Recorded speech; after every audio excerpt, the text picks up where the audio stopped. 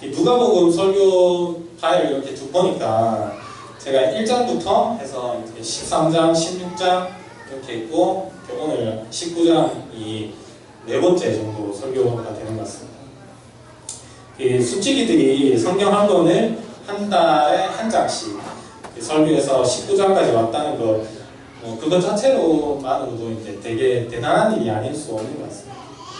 그래서 그냥 다시 마음을 좀 다잡아 보았습니다. 그냥 더 자주 하지 않길 바라는 마음으로 주어진 일 열심히 해야 되겠다, 그런 생각이 좀 들었고요. 제가 1장을 맡아서 이제 스타트를 끊었던 이 누가복음의 이야기가 1년이 넘는 기간을 이렇게 쭉 달려와가지고 오늘 본문에서 드디어 절정을 맞이했습니다.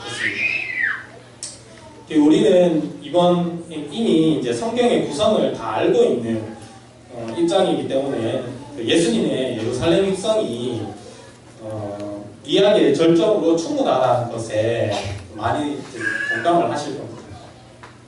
예수님은 곳곳에서 하나의 나라의 도래를 선포하시며 많은 이들을 이제 구원으로 이끄셨습니다. 그 구원의 정점이 될 이제 십자가와 부활로 향하는 마지막 길이 바로 예루살렘 입성이었기 때문에 이 이야기는 절정에 속하게 됩니다. 예수님은 자신의 죽음을 이미 예견하셨지만 이를 피하지 않으시고 당당히 들어가십니다. 저는 오늘 예루살렘으로 입성하시는 예수님의 모습을 통해 깨달은 바를 여러분들과 함께 나누고자 합니다. 여러분들께서는 예수님 하면 어떤 좀 이미지가 떠오르시나요?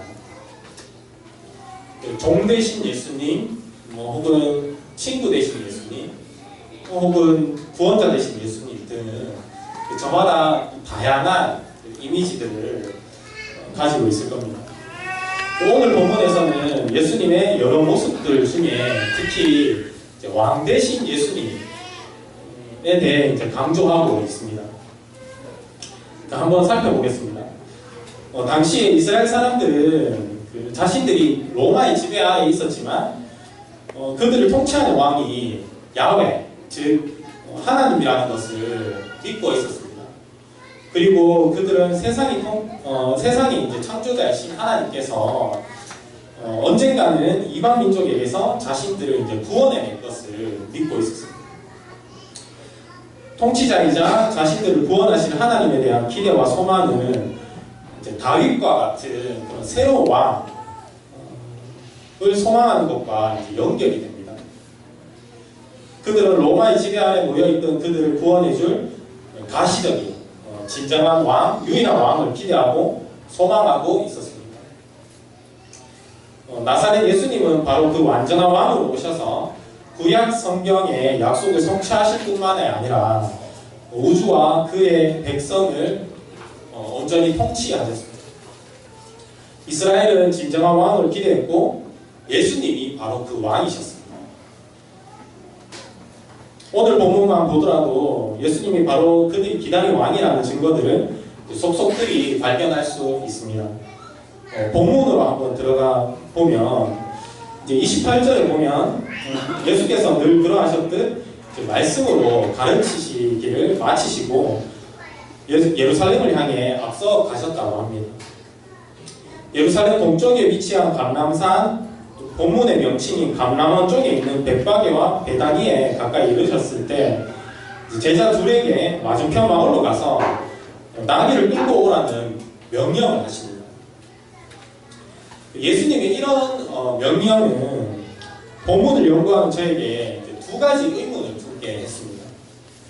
하나는 남의 것을 무단 갈취해오라는 듯 보이는 명령에 대한 의문이었고요.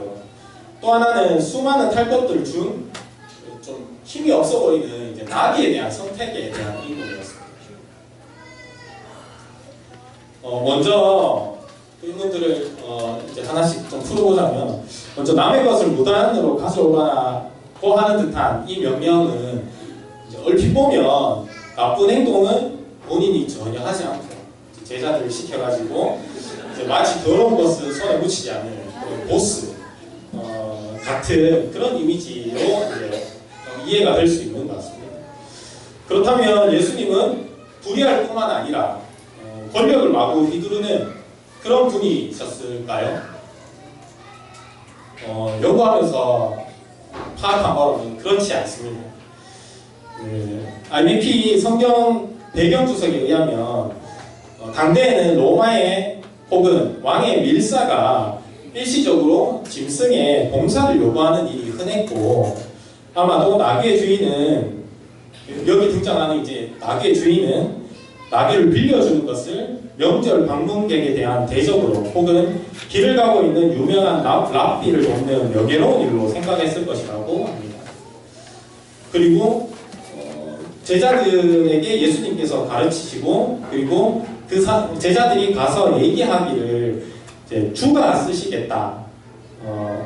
그 이야기가 결국에는 이제 주가 곧 왕이라는 뜻으로 이제 이해가 될 수 있을 텐데, 그 이야기를 들은 그들은 이 모든 것들이 납득할 만한, 이해가 될 만한 그런 일들로 생각을 했을 것 같습니다. 즉 당대에는 권위를 가진 자가 모르는 사람의 나귀를 빌리는 것이 가능한 일이었고, 제자들의 입장에서 보면 오히려 예수가 그런 권위를 가진 자라는 것을 타인을 통해 한 번 더 증명받는 그런 일이었을 것 같습니다. 시대적 맥락을 보니 예수는 불의하거나 권력을 마구잡이로 휘두르는 그런 악한 왕이 아니었습니다. 다른 하나의 의문에 대해서도 풀어보겠습니다. 왜 수많은 짐승들 중 나귀 새끼였을까요? 우리가 영화에서 익히 보아 알듯이 근육이 탄탄하고 그리고 화려하게 치장된 새까만 혹은 새하얀 그런 이제 튼튼한 말이 아닌 나귀 새끼는 왕과는 굉장히 거리가 좀 멀어 보입니다. 나귀를 꼭 왕이라는 단어와 연결을 시켜야 한다면 찌질하거나 그리고 없이 사는 좀 폐위된 왕과 이제 굳이 연결을 시켜볼 수 있지 않나라는 생각이 들었습니다. 그러나 그런 이미지는 우리가 현대에 가진 고정관념에 불과합니다. 유대의 예언에 의하면 나귀는 다른 사람이 아닌 바로 왕이 타는 짐승이었습니다. 스가랴 9장 9절에서 10절을 제가 세 번역으로 한번 읽어보겠습니다. 도성 시온아 크게 기뻐하여라. 도성 예루살렘아 환성을 울려라. 내 왕이 내게로 오신다. 그는 공의로우신 왕, 구원을 베푸시는 왕이시다. 그는 온순하셔서 나귀, 곧 나귀 새끼인 어린 나귀를 타고 오신다. 내가 에브라임에서 병거를 없애고 예루살렘에서 분마를 없애며 전쟁할 때에 쓰는 활도 꺾으려 한다. 그 왕은 이방 민족들에게 평화를 선포할 것이며 그의 다스림이 이 바다에서 저 바다까지 유프라테스 강에서 땅 끝까지 이를 것이다. 예루살렘으로 다가오는 공의로우시고 그리고 구원을 베푸시는 왕이 다른 것이 아닌 어린 나귀를 타고 온다고 하십니다. 그분은 병거, 군마, 활, 전쟁과 반대되는 바로 그 평화를 선포하러 오시는 분입니다. 스가랴서의 예언을 성취하신 그분은 결코 찌질하거나 폐위된 왕이 아니었습니다. 오히려 구원을 베푸시는 평화의 왕이었습니다. 제가 앞서 품은 두 가지 의문을 종합해보면 결국 제자 둘에게 마주편 마을로 가서 나귀를 끌고 오라는 그 명령은 예수께서 이스라엘 백성들에게 이스라엘 백성이 기다린 왕이었기 때문에 가능한 일이었습니다. 왕 대신 예수님을 뒷받침해줄 본문을 한 군데만 더 살펴보면 35절에서 36절에 나오는데요. 자기들의 겉옷을 나귀 새끼 위에 걸쳐놓고 예수를 태웠고 가시는 길에 그들이 자기 겉옷을 길에 폈습니다. 라고 되어 있습니다. 겉옷을 펴는 행위는 왕에 대한 충성을 나타내는 그런 의미였고요. 그런 예수님의 행진을 보며 사람들이 기쁨으로 찬양한 반응 역시 그분을 자신들의 진정한 왕으로 여기고 있었다고 보입니다. 이 모든 내용을 종합해 볼 때 28절에서 37절까지 나온 이 내용, 나귀라는 짐승이 주는 상징, 그리고 타인에게서 그 나귀를 기꺼이 빌릴 수 있는 모습, 그리고 그분의 행진을 위해 겉옷을 펴는 무리들의 모습을 통해 예수님의 온전한 왕되심을 우리는 인식할 수 있습니다. 이 관점을 가지고 오늘 본문을 다시 들여다보면 예루살렘을 향한 예수님의 그 발걸음은 단순한 순례의 행보가 아닌 왕의 입성으로 해석될 수 있습니다.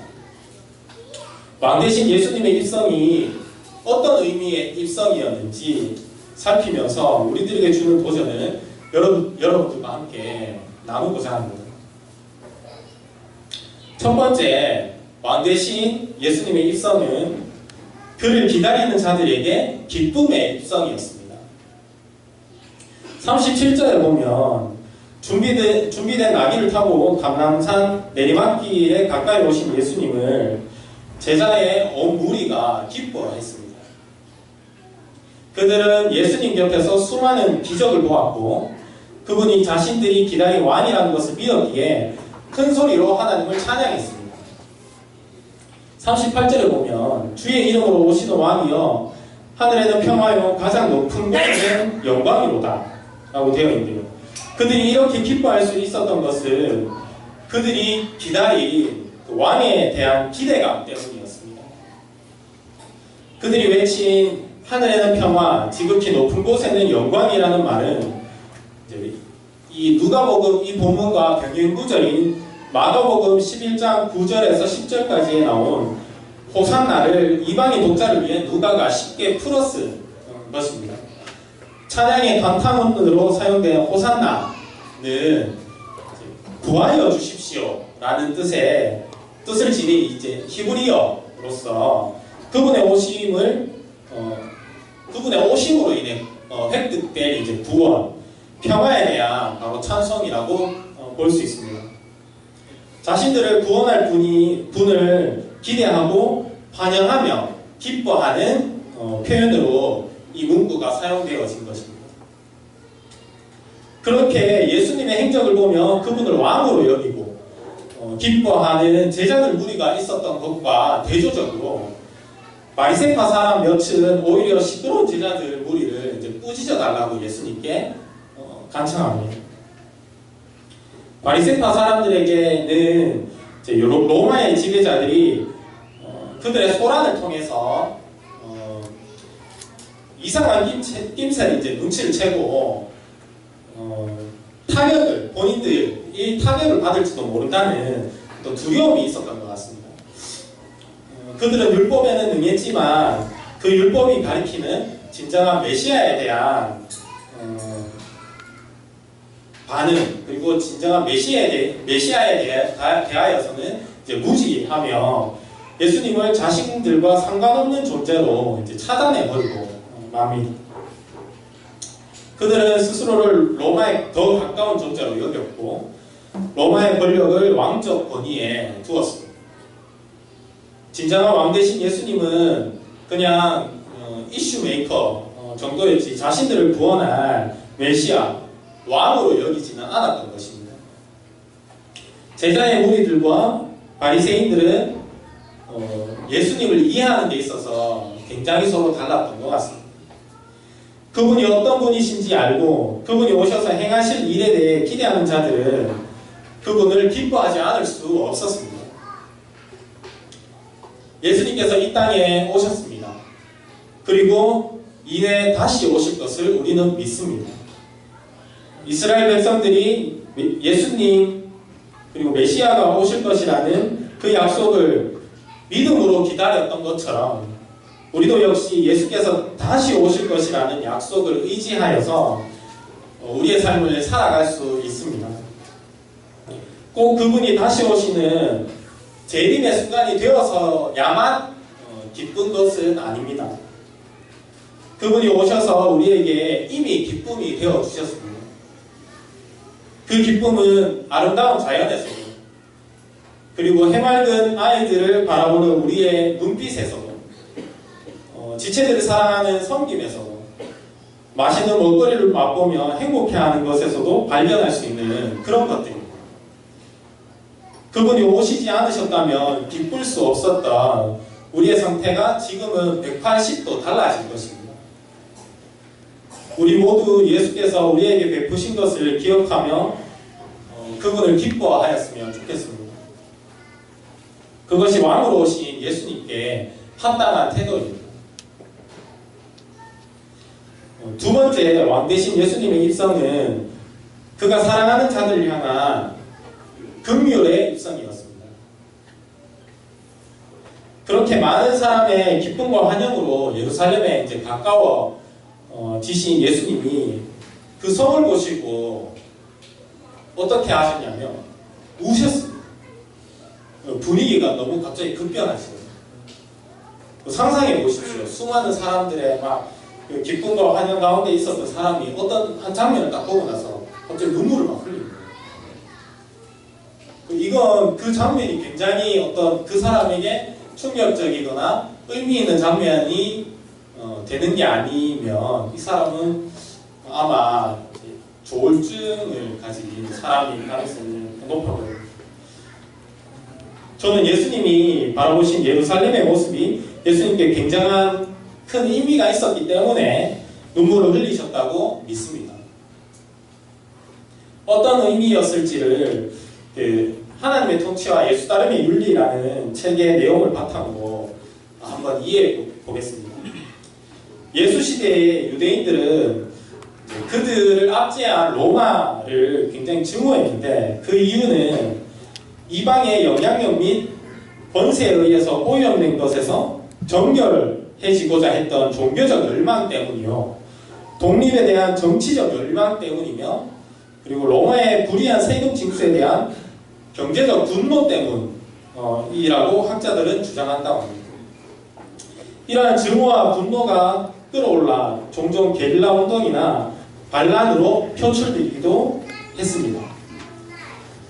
폭력적 저항은 나중에 열심당이라고 불렸던 반란 분자들 뿐만 아니라 바리새인 대부분을 포함하는 이스라엘 대다수의 집단이 지지하는 바였습니다.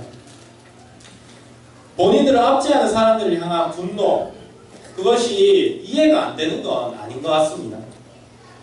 로마의 속국으로 자유와 자존심을 모두 잃어버린 듯한 느낌의 삶은 그들이 이제 반감을 느끼고 또 구체적인 저항으로까지 이어지게 했을지도 모릅니다. 예수님은 그런 이스라엘에 대해 이렇게 얘기하십니다. 너도 오늘 평화에 관한 일을 알았더라면 좋을 뻔했다. 그들의 정당해 보이는 저항이 결국은 폭력으로 점철돼 버렸고, 이를 바라보는 예수님은 안타까움을 금치 못하시고 눈물을 보이셨습니다. 하나님의 백성들에게 평화는 지속적으로 강조되어 왔던 질서였습니다. 그들은 그분의 백성다운 길인 평화와 반대되는 폭력의 길을 가고 있었습니다. 뿐만 아니라 그들은 보살핌 받는 날을 알지 못함이라고 나와 있는 이제 44절의 내용으로 예수님의 마음을 더 아프게 하였습니다. 표준 세번역에는 이 본문이 하나님께서 너를 찾아오신 때를 이라고 나와 있습니다. 예수님께서는 세상과 구별된 백성의 정체성으로 살아가야 할 이스라엘이 그 임무를 어떻게 수행하고 있는지 감찰하기 위해 이 땅에 오셨습니다. 그러나 그들은 그분을 알아보지 못했습니다. 종합해보면 그들은 하나님과의 뜻과는 반대되게 폭력에 물들어 있었고 그분의 오심도 알아채지 못했습니다. 바르지 않은 것으로 삶이 채워져 버린 모습을 보신 예수님은 결국 눈물을 보이셨습니다. 그가 택하신 족속인 이스라엘의 멸망이라는 안타까운 상황을 두고 예수님은 눈물을 흘리지 않을 수 없으셨습니다. 예수님의 눈물과 비견할 수는 없지만 저도 이제 이런 눈물을 흘렸던 기억이 설교 준비를 하면서 어제 오후 늦은밤쯤에 갑자기 생각이 나더라고요. 나도 이거랑 굳이 따지면 비슷할 수 있는 그런 경험을 했던 것 같다 하는 생각이 번뜩 떠오르더라고요. 제가 지금은 가정수 수치기를 맡고 있는데요. 아기가 태어나기 전에는 여수와 수치라는 직장의 숲에 숲지기를 하고 있었습니다. 여수와숲 출신자들은 기억하시겠지만 우리 안에 이제 예전에 청수 사건이라는 게 있었어요. 말만 들어도 막 소름이 막 끼치시죠. 그게 뭐냐면 토요일마다 숲에서 이제 돌아가면서 교회 청소를 하게 되는데 우리 숲에 이제 청소 날에 저 말고는 아무도 오지 않았습니다. 그날 되게 이상하게 뭐가 씨앗인가 아무튼 한 20명 넘는 지체들이 아무도 안 오고 저 혼자 달려와 있는 거예요. 그래서 결국에는 뭐 다른 숲 지체들 몇 명이 청소를 도와줘서 이제 마무리는 됐습니다. 그리고 마무리되는 시점쯤에 한두 명씩 이렇게 나타나면 그날 청소 후에 가시기로 했던 리더 모임 때 저는 한마디 했습니다. 너희에게 내가 할 말이 없다. 그리고 저는 치고 갔습니다. 그리고 뒤에 이제 얘기 듣기로는 막 리더들이 모여가지고 밥 먹으면서 심각하게 막 밥을 먹었다 하더라고요. 그 다음 날에도 마음이 너무 안 풀려서 예배 마친 후에 이제 그 다음 설교 준비하시면서 식사까지 하셔야 되는 목사님께 제가 찾아가서 속상함을 토로하기까지 했습니다. 제가 그런 일이 잘 없는데 아무튼 그날 너무 속이 상하더라고요. 그러고는 저는 이제 숲 사람들과 같이 밥을 먹지 아니하고 결코 그때 동성을 하고 싶은 마음이 없었습니다. 꼴로 보기 싫더라고요. 동성을 하지 아니하고 또 그때도 숲 사람들이 다 모여가지고 같이 식사하면서 또 수근수근거렸다 하더라고요. 이게 도대체 무슨 일이냐? 우리가 지금 너무 잘못한 것 같다. 뭐 이런 이야기. 네, 아무튼 먹지 아니하고 시간에 맞춰서 2부 모임 장소로 가서 제 마음을 이제 이야기를 했습니다. 그때는 이제 부끄러운 것도 없이 왜 그런지 모르겠는데 제가 원래 눈물이 좀 많긴 하지만 그날은 진짜 애들 앞에서 엄청나게 울었던 기억이 납니다. 근데 당시 제가 울고 속상했던 이유를 이렇게 반출을 해보니까 왜 그랬냐면 가장 큰 이유가 바로 지금까지 내가 가르치고 섬기며 기대했던 모습과 그 숲 지체들이 보인 모습이 너무 달랐기 때문입니다. 저는 숲 사람들과 함께하며 소통과 연합, 공동체를 함께 세워나가는 것들을 이제 말로써 그리고 삶으로써 가르쳐왔다고 생각했었습니다. 그래서 그들에게 가르친 대로의 모습을 기대하고 있었던 거죠. 하지만 그날 단 한 명도 청소를 하러 나타나지 않은 것이 굉장히 작아 보이지만 저에게는 억수로 크게 느껴지더라고요. 제가 가르치고 본을 보이며 기대했던 모습과 너무 다르게 느껴져서 실망과 분노등이 막 느껴지는데 하염없이 눈물이 났습니다. 그 청소 사건 이후로 여수와 숲 지체들에게는 그날의 기억이 이제 악몽으로 다가와 이제는 뿔뿔이 흩어진 숲에서 청소 시간에 못 오게 되면 자기 되는 시간에 먼저 와가지고 일정 구역 청소하고 돌아가는 그런 히스테리적 모습을 보이기까지 합니다. 그런 의미에서 직장인 숲지기분들은 저에게 감사해요. 농담은 이제 그만하고요. 아무튼 예수님의 눈물은 그들이 좀 달라졌으면 좋겠고 새롭게 되어졌으면 좋겠다는 그 안타까운 마음에서 나오는 눈물이 아니었을까 생각해봅니다. 그리고 기대했던 모습과 다른 모습을 불쌍히 여기신 이제 긍휼의 눈물이었습니다. 역설적이게도 왕 대신 그분의 입성이 우리에게 진정으로 긍휼의 입성이 된다면 우리는 이전과 같을 수 없습니다. 하나님께서 긍휼이 많으신 분이시다, 참 좋으신 분이시다 라고 생각하고 마음의 위안을 얻는 것을 위안을 얻는 그 차원에서 넘어서 과거에 이제 여수와 숲 지체들이 제 눈물의 의미를 알고 그 영역에 대해서만은 달라진 것과 마찬가지로 어쩌면 변화가 도모될지도 모릅니다. 우리는 먼저 그분이 긍휼히 여기시는 분이심을 경험하고 느껴야 합니다. 그리고 그분의 안타까이 여기시는 것을 공감한다면 그 부분의 변화로까지 우리는 나아갈 수 있습니다. 그것이 왕으로 오신 예수님의 긍휼에 합당한 태도입니다. 세 번째는 왕 대신 예수님의 입성은 그분의 백성을 향한 정화의 입성이었습니다. 이야기는 점점 더 중심으로 향해 나아갑니다. 제자들의 기쁨의 환호 뒤에 예수님은 예루살렘 도성을 보시며 눈물을 흘리셨고 급기야 성전에 들어가셔서는 그 성전을 뒤엎으시고 장사하는 자들을 내쫓기까지 하십니다. 성전이라는 것은 신성한 집이라는 뜻으로 하나님께 예배드릴 목적으로 세운 건축물이었습니다. 그런데 성전에 다다르신 예수님이 본 광경은 예배의 장소가 아닌 시장 바닥에 가까운 광경이었습니다.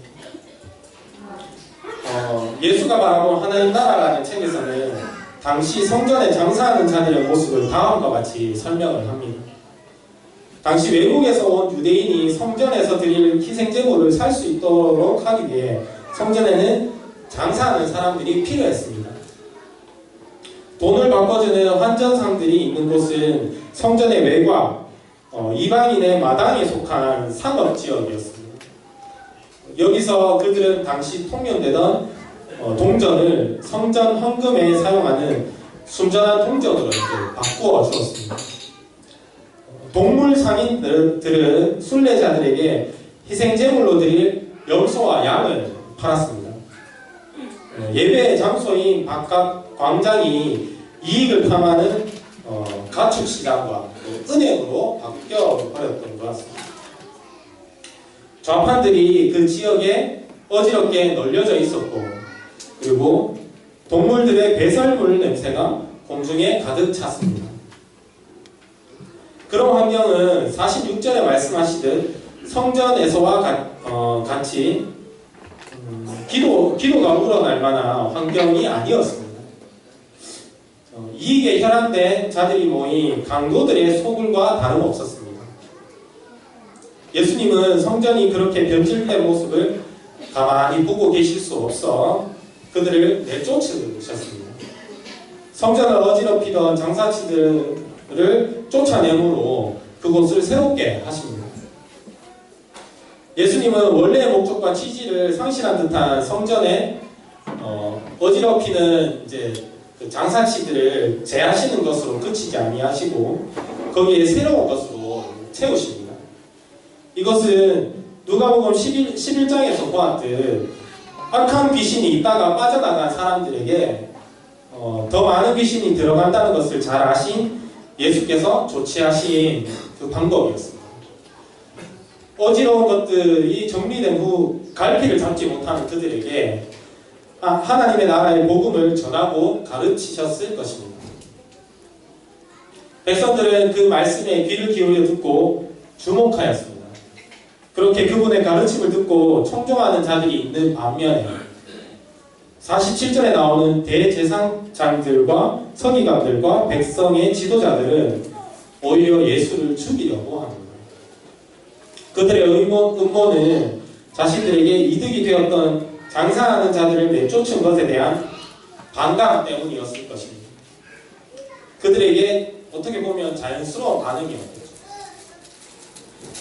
성전의 올바른 기능을 세우신 예수님의 정화 핵심에는 바로 이 가르침이 있었습니다. 성전에 맞지 않은 것들을 버리고 난 뒤 올바른 것으로 채우는 과정에서 예수님의 가르침은 기본적 토대가 되었습니다. 우리는 그 가르침에 우리를 노출시킬 때에야 진정한 정화의 과정을 겪을 수 있습니다. 가르침에 귀를 틀어막고 있는다면 대제사장들 그리고 서기관들, 백성의 지도자들과 같이 왕 대신 구원자를 알아보지 못하고 내 이익을 무너뜨린 자로 여겨 죽일 생각만 하게 될 것입니다. 그렇다면 그 가르침이 무엇일까요?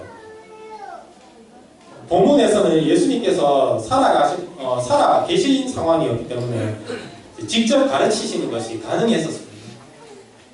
예수님께 가르침을 받는 것은 말 그대로 그분의 이야기를 듣고 또 배우는 것이었습니다.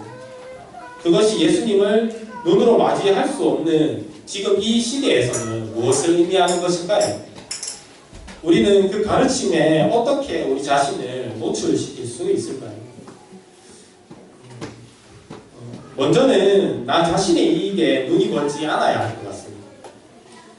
욕망이 믿음보다 앞서게 될 때 그 어떤 가르침도 스며들지 않습니다. 그것은 대제사장들, 서기관들, 백성의 지도자들이 보인 그런 모습입니다.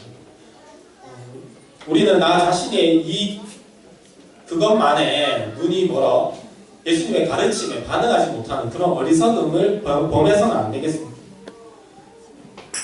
그리고 또한 예수님이 뜻하시는 바가 무엇인지에 대해 우리는 이 시대 가운데 궁금해해야 합니다. 저는 언제부턴가 말씀을 보면서 이런 좀 의구심을 가지려고 애를 많이 씁니다. 내가 본문을 이렇게 이해하고 보는 것이 당시에 예수님께서 말씀하시고자 하는 의도와 일치하는 것일까? 그리고 이 성경이 쓰여질 때에 그 상황과 그 맥락을 내가 제대로 이해하는 것일까?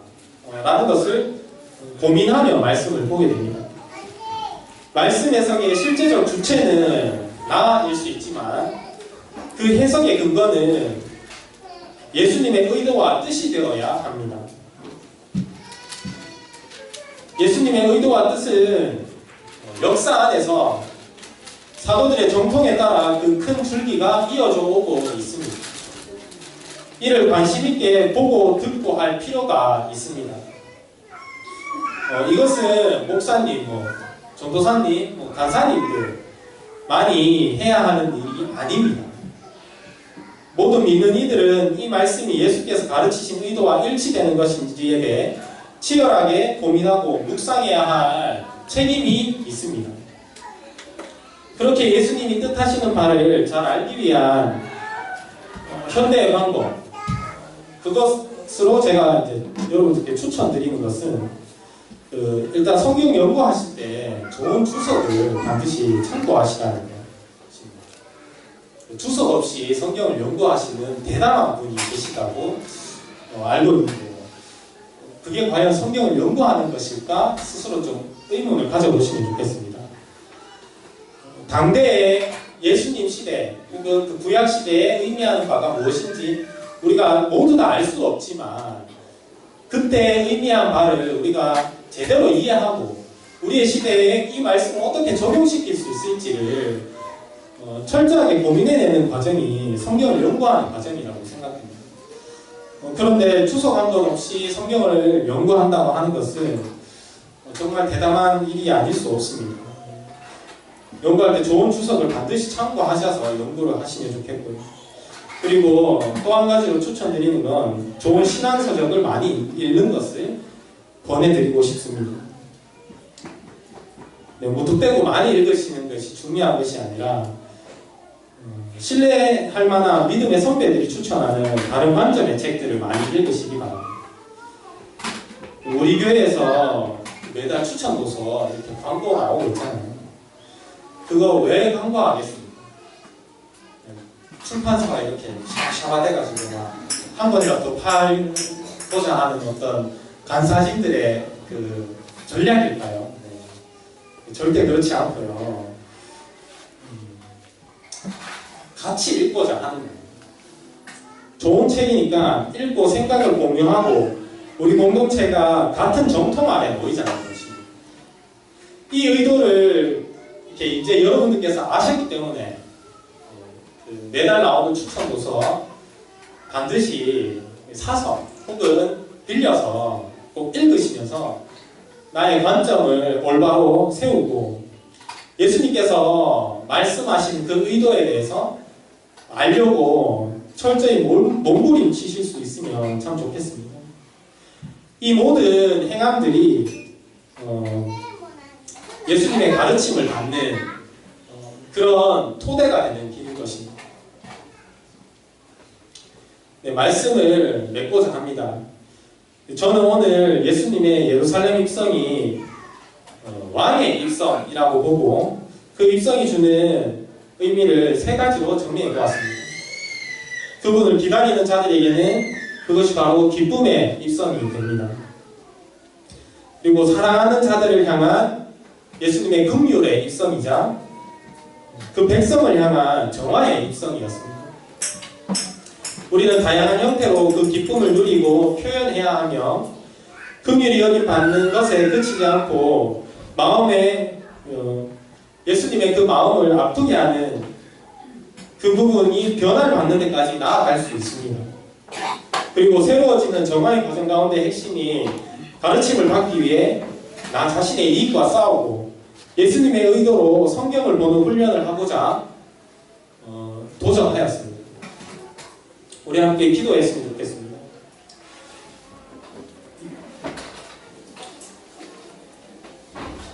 왕 대신 예수님께서 이 땅에 오셨습니다.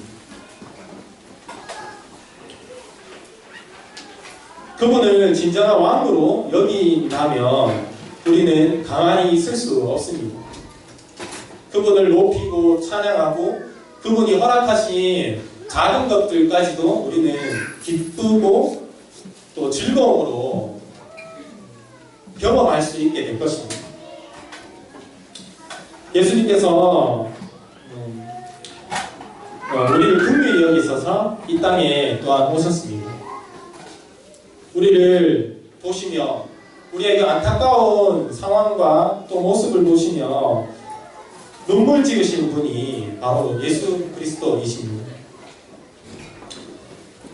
그분을 마음 아프게 하는 그것을 우리는 회복시키고자 또한 노력함으로 그 긍휼에 대한 합당한 반응을 나타낼 수 있겠습니다. 예수님께서 그 백성을 정화하고자 이 땅에 왕으로 오셨는데 그 정화의 핵심인 가르침을 우리는 겸허히 받아들이는 자들이 되어야 할 것입니다. 우리 이 세 가지 내용 중에 내가 지금 잘 행하고 있지 못한 영역들이 있다면 함께 기도하며 결단하는 시간 가졌으면 좋겠습니다.